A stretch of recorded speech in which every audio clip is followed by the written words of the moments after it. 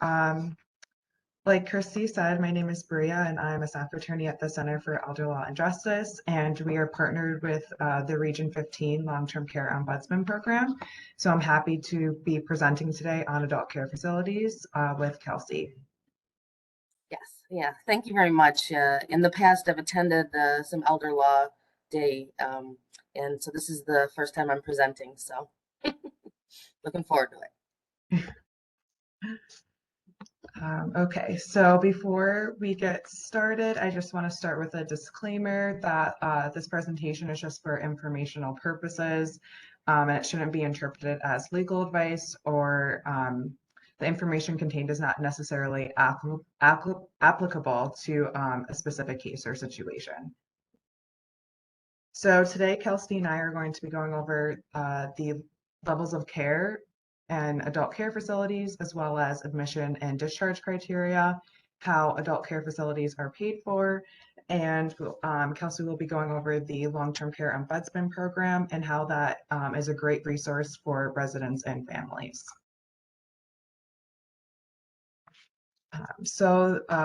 The adult care facilities in New York State are encompassed by 4 entities. The first one is adult homes. The second is enriched housing program. The third, assisted living residence. And under the assisted living residence, you have basic assisted living residence, enhanced, and special needs. And the fourth is Medicaid assisted living program.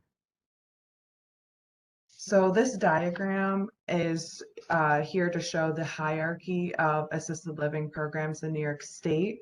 So adult homes and enriched housing programs are at the bottom, and that's the lowest level of care. And each as adult care facility can obtain like additional licensure on top of that. And with each additional licensure that an adult care facility obtains, then the eligibility requirements are increased, as well as the level of care and services that the adult care facility is able to provide. So now I'm going to go through the 4 entities in more detail, starting with adult homes. So adult homes, like I just showed in that diagram, is at the bottom, and it's one of the lowest level of cares for adult care facilities. And they provide supportive residential care to residents. The setting is a private or semi-private room. They provide all meals and snacks for the residents, and as well as housekeeping and laundry. They assist with personal care, and this just means that they have staff that are able to give direction and some assistance with ADLs, such as grooming, dressing, and bathing. They have case management services, and what this means is that this is an initial and periodic evaluation at least once every 12 months. And with this evaluation, they look at the needs of the resident and the capability of the program to meet those needs. Um, and then they also are able to assist residents with adjusting to life at the facility. And then as well under case management, help with medication management as well. And then adult homes also provide structured activity programs. So these programs can be individual or group activities, and they just help the residents to acclimate to being at the facility and meet other residents that are there. So the next entity for an adult care facilities is an enriched housing program. And again, that's one of the lower level of cares like adult homes. But unlike adult homes, enriched housing programs are primarily for adults that are 65 years and older. And no more than 25% of the residents can be under 65, but all the residents must be at least 55 and older. And the setting for an enriched housing program are like individual apartments. So each resident has their own living quarters. And unlike adult homes, for enriched housing programs, they're only required to provide 1 meal a day, which must be a hot meal, most likely in a group setting, so like in a dining hall. And they also provide housekeeping and laundry and case management services, like I explained previously, as well as structured activity programs. Sorry.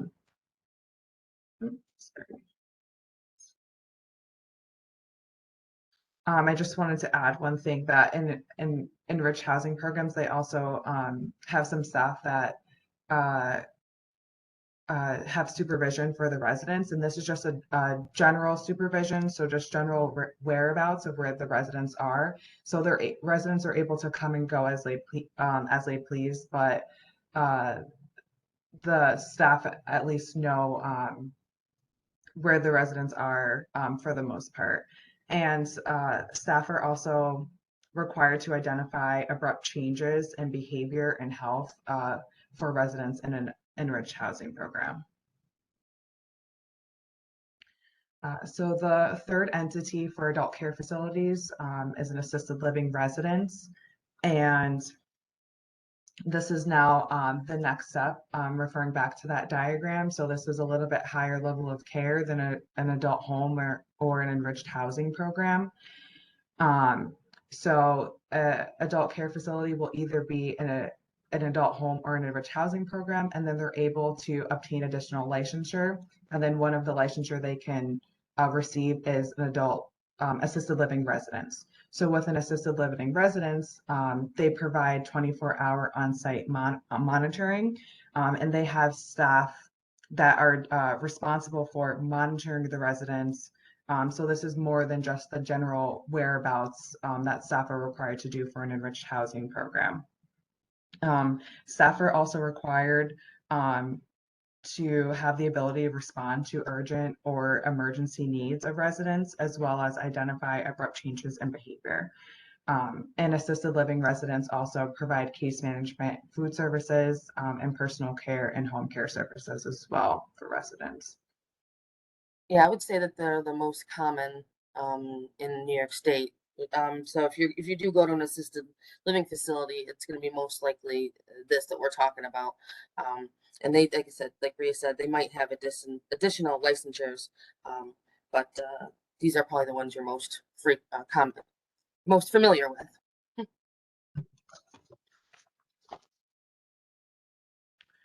So assisted living residences, they're also able,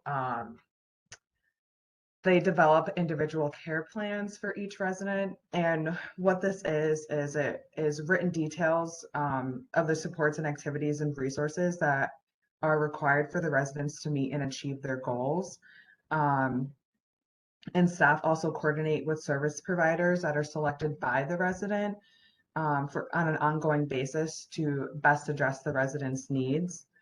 And staff also need to maintain a complete and accurate personal records for the resident. So this includes their medication, daily needs, and any changes in behavior. And this is just to make sure that the staff are providing person-centered care for the residents.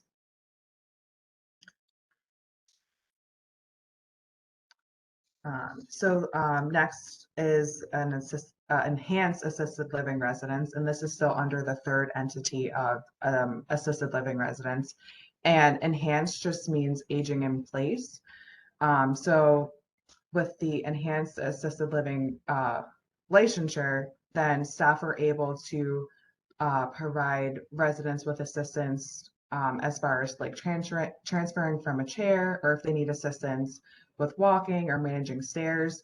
And this is something that's not typical for an assisted living residence. Usually residents are supposed to be more independent. So if they do require this additional assistance, then an enhanced assisted living residence would be best for them. And only a facility that has this enhanced assisted living licensure would be able to provide that level of care for the resident. But again, they're not able to provide 24-hour nursing care. So that's something that if a resident needed that, then they would have to go to a skilled nursing facility.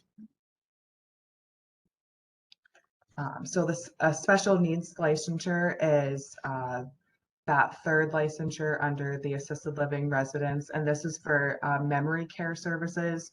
So facilities are able to provide memory care services for residents that may have Alzheimer's and dementia. And with a special needs licensure, um, again, staff create that individual care plan for residents and case management services, and they're able to uh, identify when a resident is periodically resistant um, to certain services, and they're able to include plans for addressing those needs of the resident. And they also have activities that are geared towards residents that have memory care illnesses. And sometimes that can be, you know, an entire building or just a wing or unit in some facilities, right, Bria? Mm-hmm. Yes.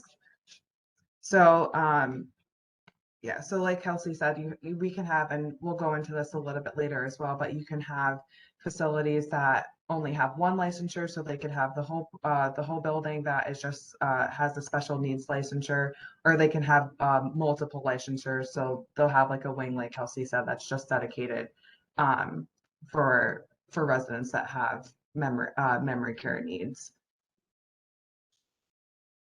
So the referring back to that diagram, now we're at the last entity for an adult care facility, which is an assisted living program. And this is the highest level of care that an adult care facility can provide. And this can be an alternative for nursing home placement.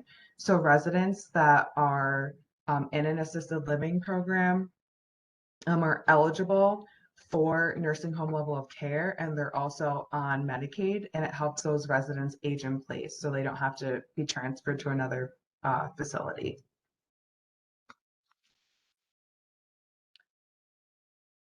So this is what I was referring to just moments ago. So this is a brief snapshot of a couple adult care facilities in Region 15. And I did Region 15 because we're partnered with the Region 15 Long-Term Care Ombudsman Program.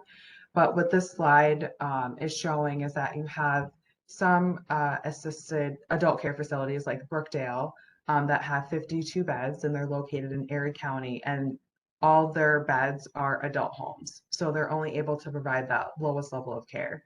And the same is for Kenton Enriched Housing.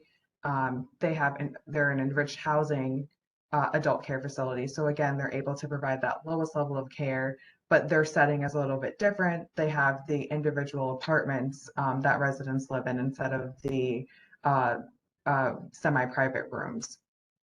But then you have an adult care facility like Field of Dreams that's located in Cattaraugus County, and they're licensed as an adult home. But as you can see on the slide, they have obtained additional licensure. So they're also able to provide services for an assisted living residence, an enhanced assisted living residence, special needs residents. So they have memory care services as well as the assisted living program. So those residents that are nursing home eligible but are on Medicaid. And this slide here just provides that information that I just went over. So the first link has the profiles for all the adult care facilities in New York State. So you're able to go onto this website and look at if you're looking for an adult care facility, you can see what they're licensed as and if they have any additional licensure and what services they're able to provide for residents.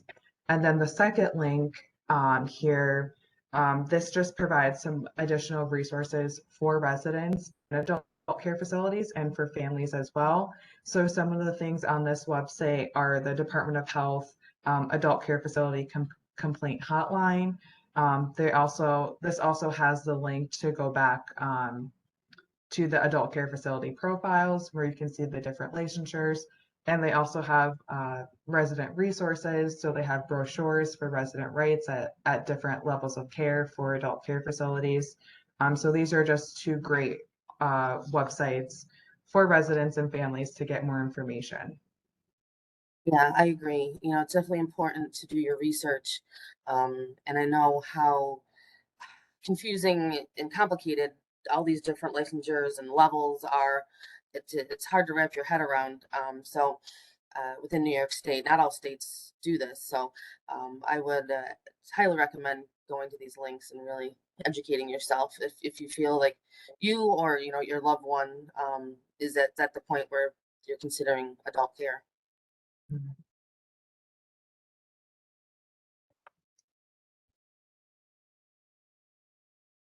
Now I'm just going to go through some of the admission and discharge criteria for adult care facilities.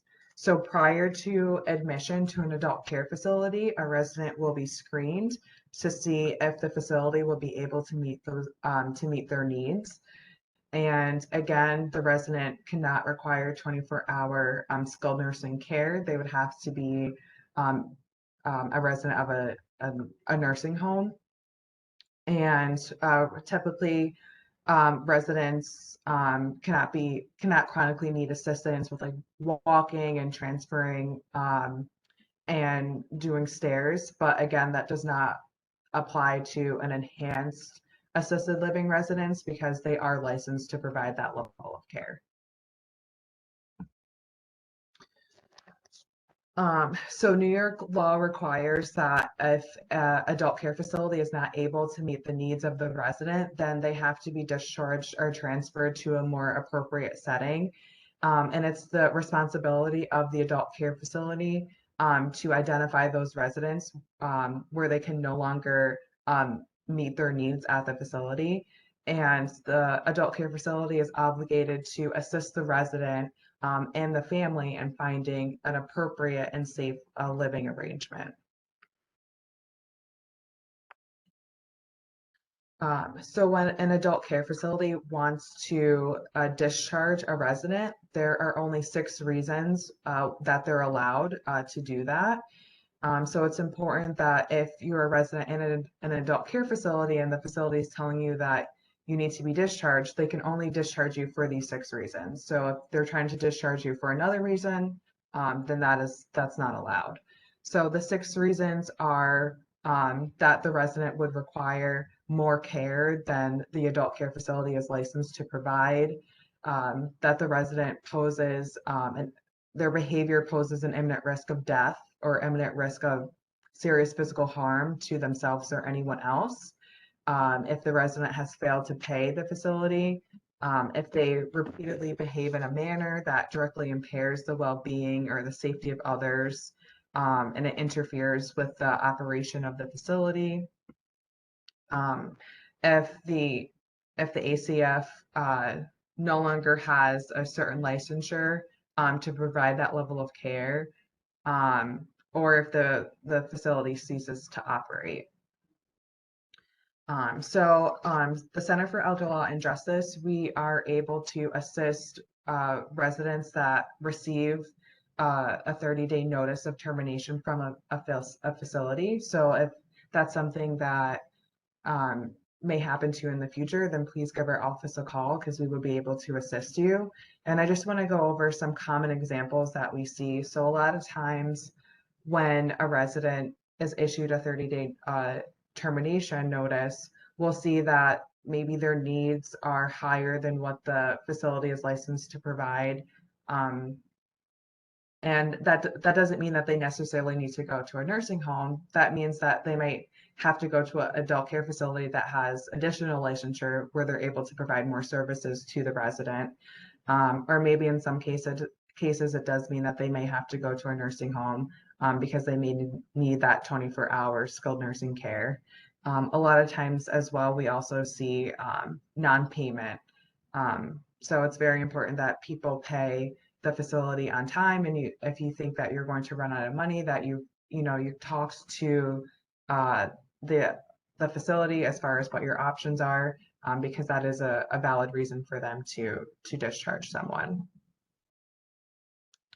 And like I just mentioned, if an adult care facility wants to discharge a resident, they have to provide 30-day written notice. and they have to put down on the notice what that reason is, and it can only be one of the 6 reasons that we went over. And the resident is allowed to object to the notice if they receive the 30-day written notice. And in that instance, the facility is then required to start a special court proceeding. And like I said, we do assist residents that receive these 30-day notices. So if you're in that situation, please give our office a call.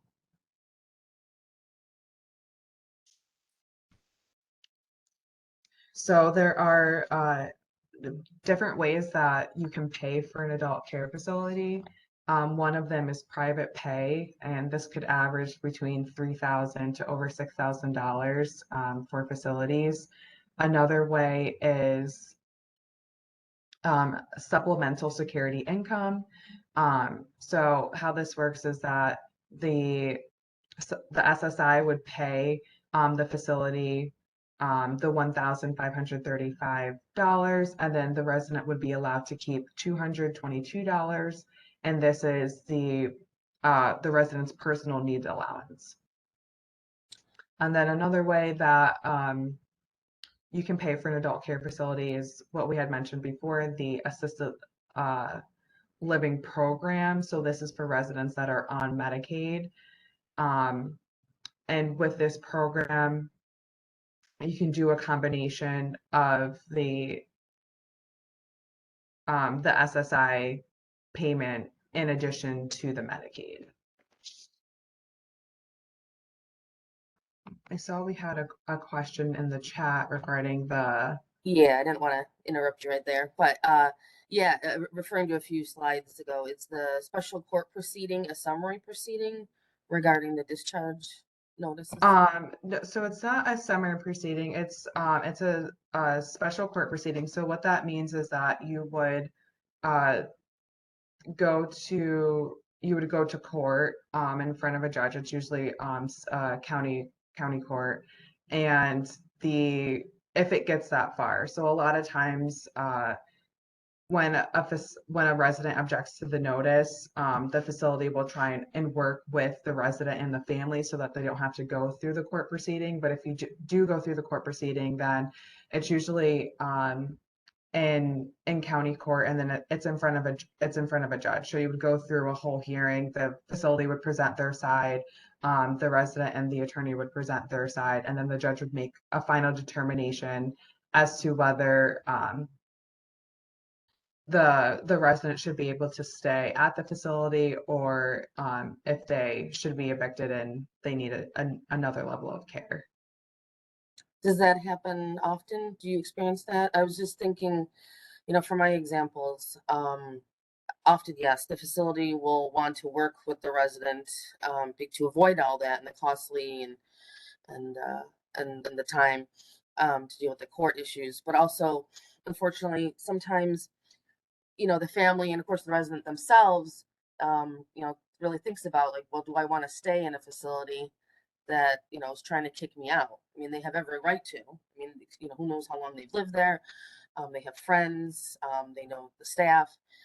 But sometimes, the family and the resident, it doesn't reach that court point because they don't even want to, continue living there at this point. It's just not worth it. So sometimes they'll look for, another facility.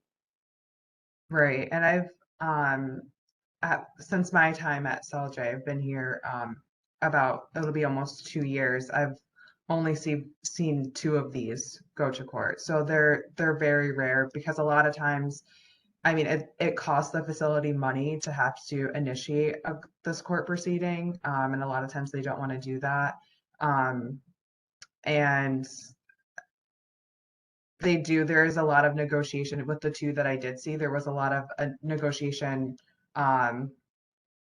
beforehand, before it was even, brought to court, to see if something could be worked out between the 2 parties. So they are very rare. And I think a lot of times both parties either want to try and work something out, or, like Kelsey said, the resident and the family just decide that they would rather live somewhere else.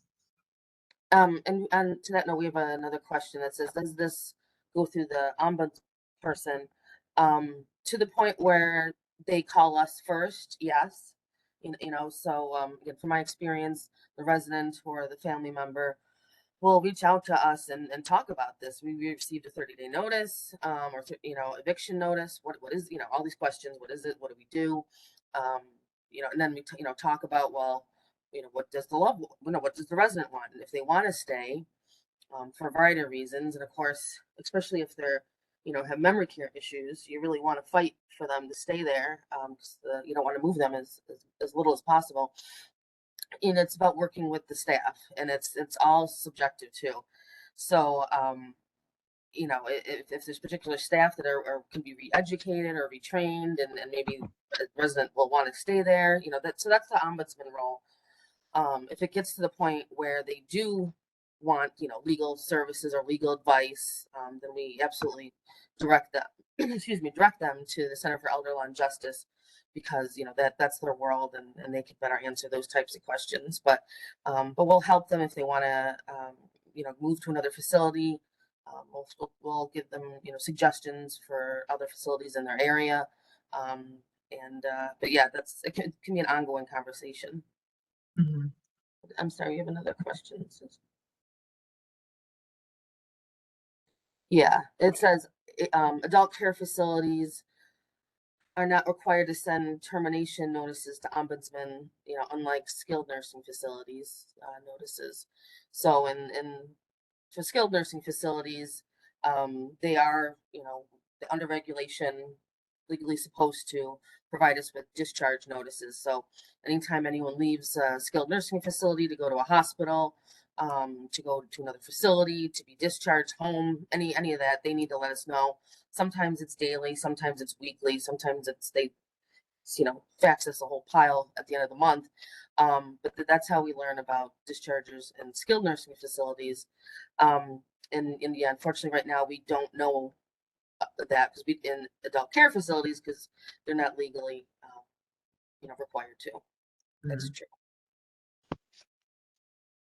James, are we getting another question here? What rights do the residents have to return to the adult care facility after a hospital or nursing home stay?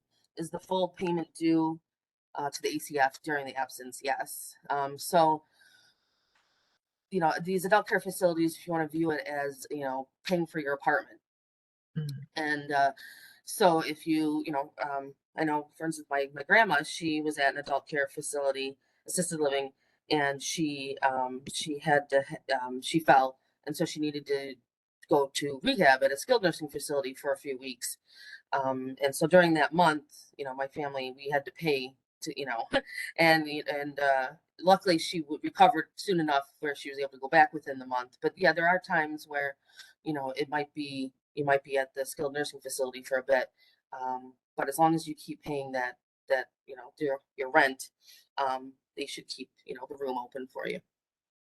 And that also should be listed, like when you are admitted to an adult care facility, you sign an agreement, and that should be listed in the agreement, like what your rights are. So that's something that you would know ahead of time as well. Yeah, we might talk about this in another slide, but yeah, it's 100% the admission agreement. We stress for people who call in looking for information that that the ACFs are very different, governmentally regulated than skilled nursing facilities. So to 100% read in detail that admission agreement that you sign, because each facility has a different one. Mhm. And it's really important, to really ask questions and get clarification on that, especially when it comes to being discharged. The Mhm. policy about that. And our office, we can, if you're going into an adult care facility and you're allowed to review it, ask questions before you sign anything, we can also, if you contact our office, we can review the admissions agreement for you as well if you have any questions, just to make sure that um, everything that's in there is supposed to be in there, and that they're not doing anything that's not in the regulations. So we can do that as well.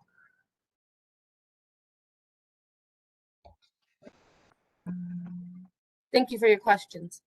Yes, thank you.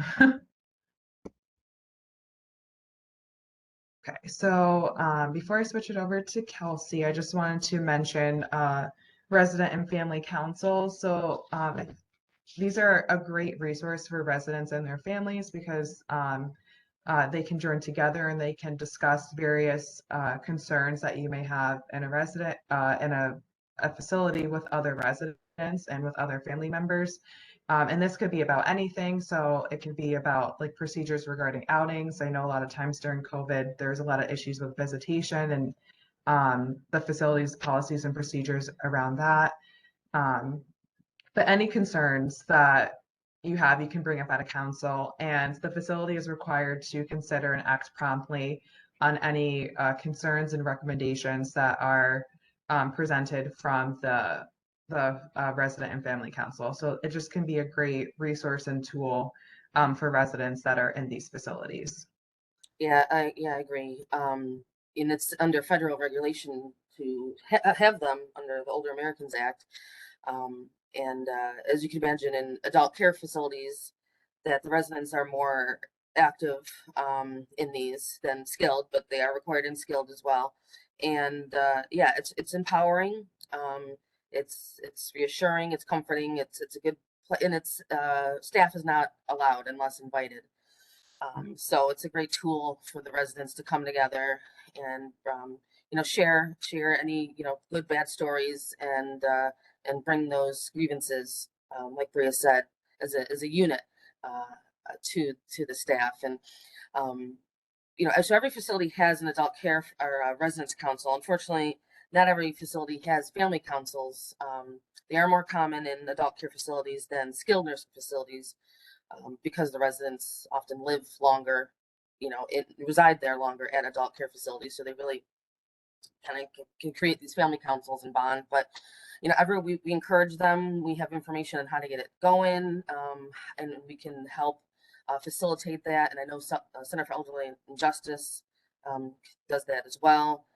They can do presentations and get these family councils going.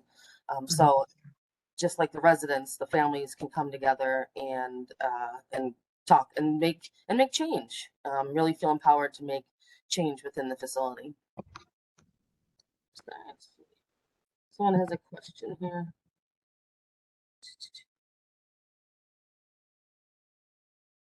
It's a long question. It's talking about budgeting for assisted living programs when there's a spouse living at home and a spouse is in assisted living program. So you can give our office a call and they would be able to provide you more detailed advice about your specific situation. Our healthcare unit, they they can provide like brief counsel on like Medicaid and Medicare, private insurance. So this is something that they would be able to assist with as far as like the budgeting and how that works when you have a community spouse. So please give our office a call. I'll put our number in the chat, and then someone from our healthcare unit would be able to further assist you. Yeah, I recommend when you have Medicaid, really in-depth Medicare questions, to reach out to Center for Elder Law and Justice, because I mean they're the experts on that, and it's just constantly changing and it is extremely complicated. So it can be. So I definitely reach out to Center for Elder Law and Justice. We also have a helpline as well. I'll put that number in the chat. So our helpline is every day, Monday through Friday. We have live calling hours from 9 to 11. And then after that, you're able to leave a message or send an email, and we're able to provide brief legal service. So you're able to speak with an attorney when you call, and can provide brief legal service on your issue. And if it's something that we're able to handle internally, then they'll provide a referral to that specific unit. And if it's something that we're not able to provide help with, then we can provide you with referrals. And yes, we serve the 10 Western New York counties. So if you're in one of those 10 Western New York counties, then we would be able to provide assistance for that. So I'll put the number for, I'll put our helpline information in the chat as well. Thanks. Well, thank you, Bria. So this other portion is focusing just specifically on the Ombudsman program, what it is, who we are, and in relation to helping residents in adult care facilities. So educating, our mission and motto is educating, empowering, and advocating. And if you can, sorry, Bria, you're in charge of the slides. So, what's an ombudsman? What does that mean? I know, when I first came to the term, as much as everybody, you have trouble saying it, let alone what is it? It's a Swedish term that generally just means advocate. So you can have ombudsmen in a variety of places. I know my college had, student ombudsman. Hospitals have hospital ombudsman, but right now we're talking about the long-term care ombudsman program. And so that focuses on people who are residing in long-term care, skilled nursing facilities, adult care facilities, rehab units in skilled nursing facilities, and in New York State, family type homes. You can, so we came to be because of the Older Americans Act. In the early 1970s, to improve nursing home care, this Older Americans Act was created, and it is continually updated every few years to add new authority to the program. And I just want to point out the latest one in 2016 added the LICOP was considered a health oversight agency for the purpose of HIPAA, which I think is neat. But under the federal regulation, this is what the ombudsman program is here for. So again, in skilled nursing and adult care facilities, we investigate and resolve complaints. I get a lot of phone calls or emails as well from both residents and concerned family members about issues that are going on in the facilities. So we go in there and talk with the residents and help resolve their issues. It's also about educating. Excuse me. So we want to empower the residents to know their residents' rights and being able to use that on a daily basis and know, especially in skilled, but in adult care too, that this is your home. This is where you live. The staff work there, but you live there, 24 hours a day. So making sure that you're receiving the quality care and respect and dignity that you deserve. We also promote resident and family councils. If invited, we attend resident councils as well. It's a great place to share your concerns with the ombudsman and educate you on the program. And the same with family councils. We can help kind of put those together, get you in touch with some great resources and other facilities that have already gone through the family council, kind of getting you all talking to make sure it's as effective as you want it to be. And also in the Older Americans Act, the residents have access, we have access to all long-term care facilities without interference. So we're allowed to go into the facilities, 24 hours a day if we want. 24 hours. Access to residents and medical records with consent. So that's what I just mentioned with being a health oversight agency. And so with the residents' consent, if there's an investigation going on and we need to see those records to get confirmation on something, then we do have the ability to do that.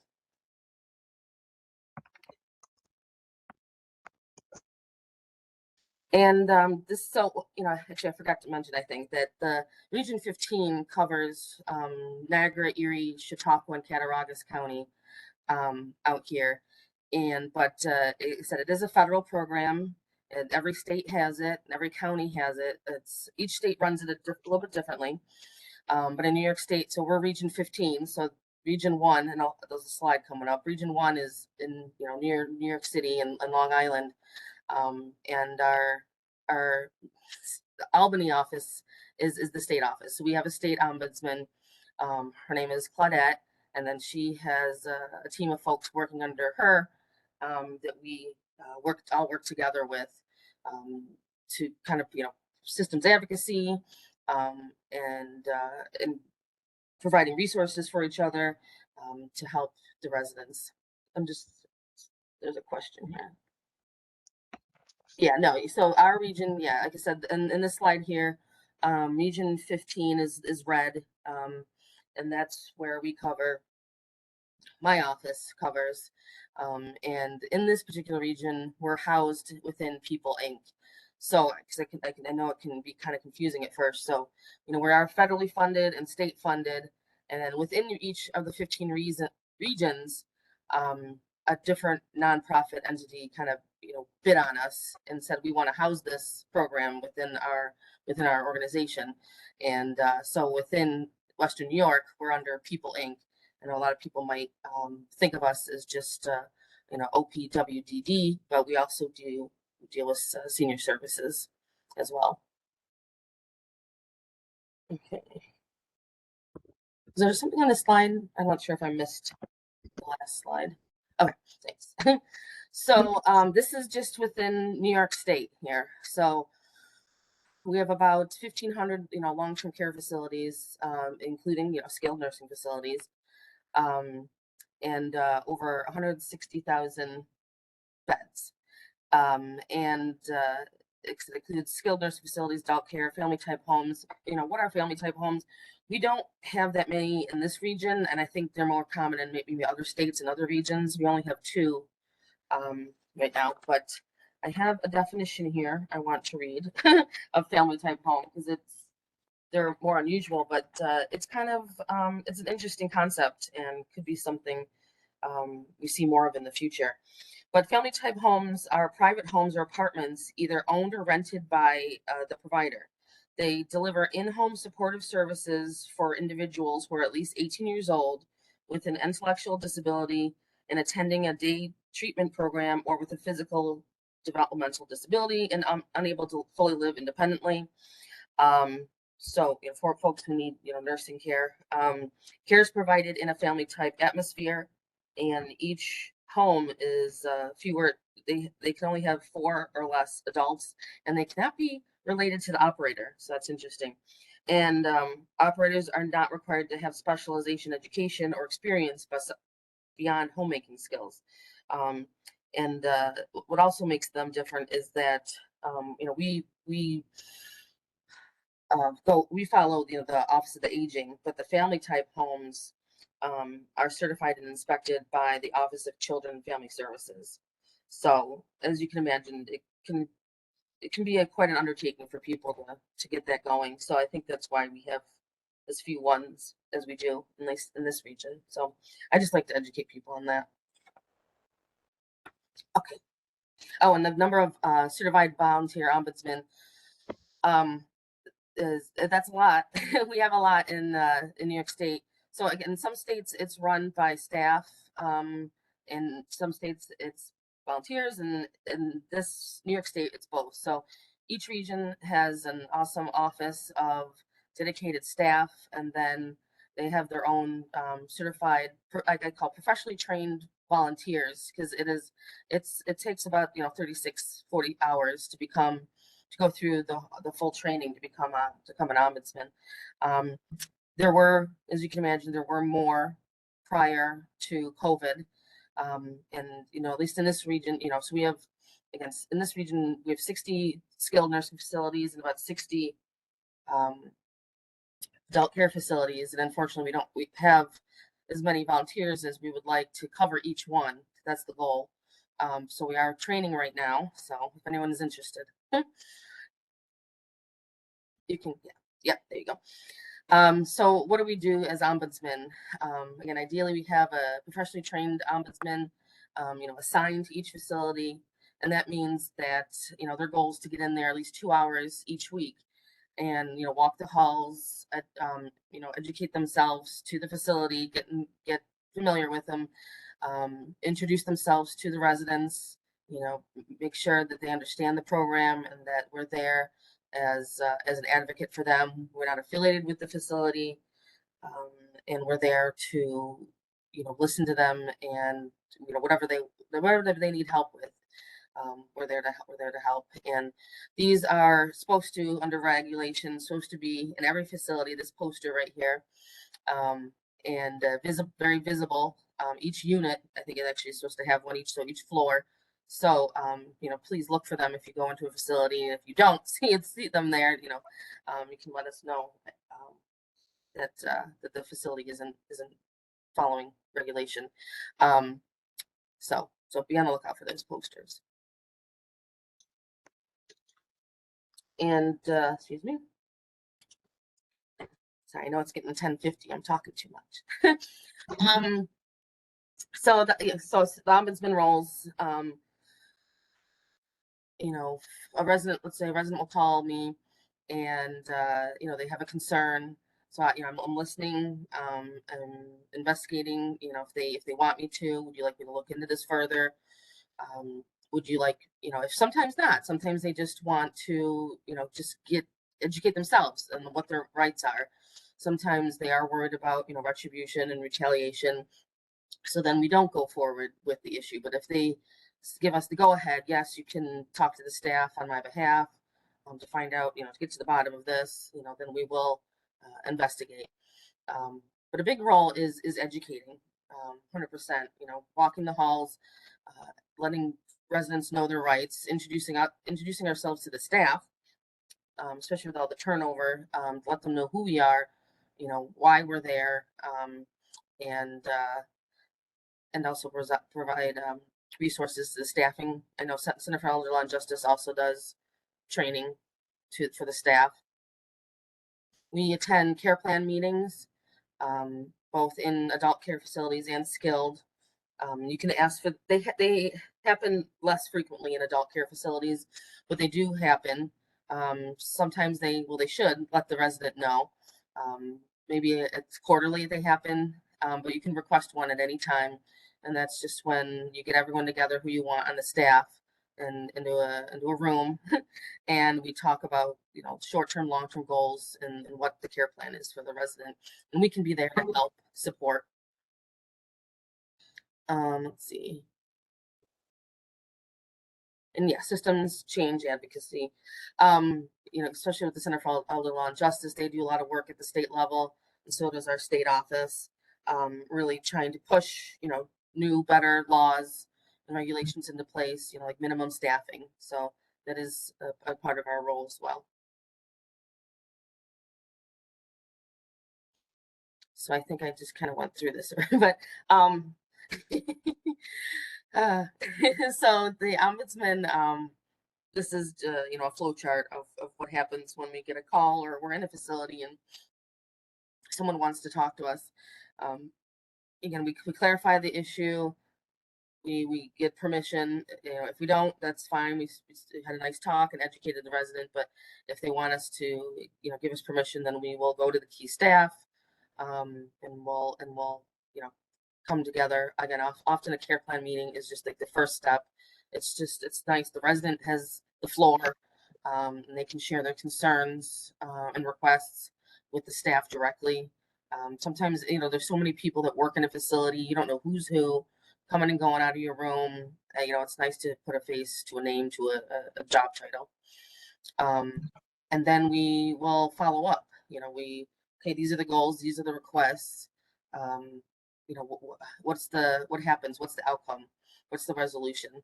So we'll check back with the resident and the staff, and of course they can always continue to give us calls, to see if they're actually following what they said they were going to do. And yes, our goal is all about the resident. So, whatever the resident wants, and there's a phrase that can be kind of surprising to people, that we don't actually act in the best interest of the resident, meaning that, we're not doctors. We're not there to say you need to, eat this food, don't eat that, don't smoke, don't, we're all adults, and we're all allowed to make our own choices. And, even if they're, risky, if they want to and have the cognitive ability to know the outcome and risks, then they can do that. If they want cake, then we'll help them, make sure that they get some cake, at the end of the day. So it's all what the resident wants. And if a family member calls in and they have concerns, but we go to the resident and they don't have concerns, and the resident doesn't want us to, look into it, then that's what we're there for, the resident. So, and yes, this is our contact information. Like I said, in Western New York here, Erie County, we cover Erie County, Niagara, Chautauqua, and Cattaraugus. But like I said on that map, every inch of New York State is covered by one of us. And you can, that link right there will get you to the state website. Then you can find your local ombudsman by your county.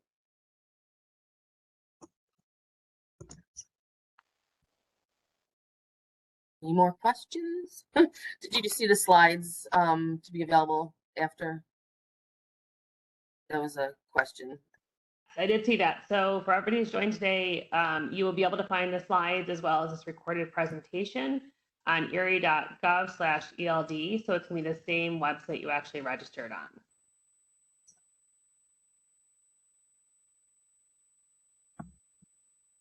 There is one more question in here. Yeah. Does your office provide objective advice on buying long-term care insurance in advance? No, we don't provide advice on that. I would point you in the direction of a geriatric care manager. Would you, Bria, and about that? Yeah, I know. Yeah, geriatric, and there's a couple. If you send, I know there's a couple, I just don't remember offhand. But if you send me, my email is right here. If you send me an email, I'll be able to give you the link to that information for a geriatric care manager and the number. There's a couple in Western New York. But across the state as well, but they can be a very helpful tool for folks. Questions at this moment. So I'd like to take a minute to thank Bria and providing us with all such great information. We appreciate it. Hopefully everyone's enjoyed your session today, and please join us next presentation on housing court. Awesome. Thank you. Thank you, Yes, thank you, and again, thanks for all the questions. I appreciate it. Yes, thank you.